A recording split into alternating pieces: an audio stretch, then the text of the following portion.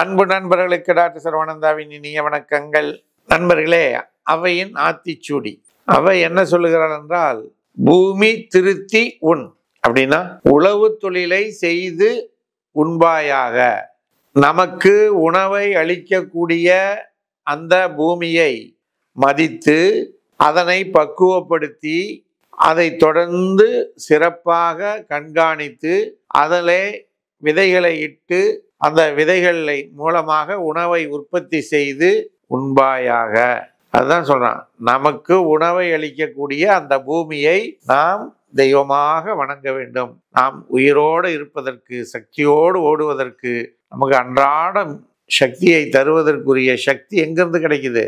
பூமி தாய் நமக்கு கொடுக்கக்கூடிய அந்த உணவிலிருந்து கிடைக்கிறது என்பதனை பூமி திருத்தி உண் என்று அவை சொல்லுகிறாள். நண்பர்களே, எத்தனை பேரால் முடியும்னு தெரியல, முடிபவர்கள் செய்யுங்கள். ஒன்றும் இல்லைங்க, உங்கள் வீடு இருக்குது அப்படின்னா வீட்டில் ஒரு காலி இடம் இருந்தால் அதை நீங்கள் பக்குவப்படுத்தி பண்ணலாம். இல்லையா, மாடி இருக்குதா, அங்கே நீங்கள் மாடி தோட்டம் அமைத்து உங்களுக்கு தேவையான காய்கறிகளை உற்பத்தி செய்து கொண்டு விட முடியும். சரிங்களா?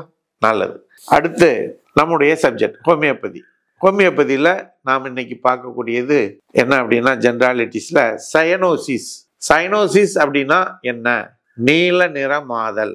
நீல நிறமாவதற்கு காரணங்கள் என்ன அப்படின்னு பார்த்தீங்கன்னா, ஆக்சிஜன் குறைபாடு, லங் டிசீஸ், என்னது ஆஸ்மா, நிமோனியா, பிராங்கைட்டிஸ் போன்ற நோய்கள். அடுத்து என்னது, ஹார்ட் ப்ராப்ளம்ஸ். அங்கேயும் ஆக்சிஜன் குறைபாடுனால வரும் பிளட் கிளாட்டிங் போன்ற பல பிரச்சனைகள் எல்லாம் ஏற்படும். இன்னும் குறிப்பாக சொல்லணும்னா, குழந்தை பிறக்கின்ற பொழுது நீண்ட நேரம் சுவாசம் இல்லாமல் டெலிவரி டிலே ஆச்சுன்னா உடம்பு ப்ளூவாக மாறிடும்.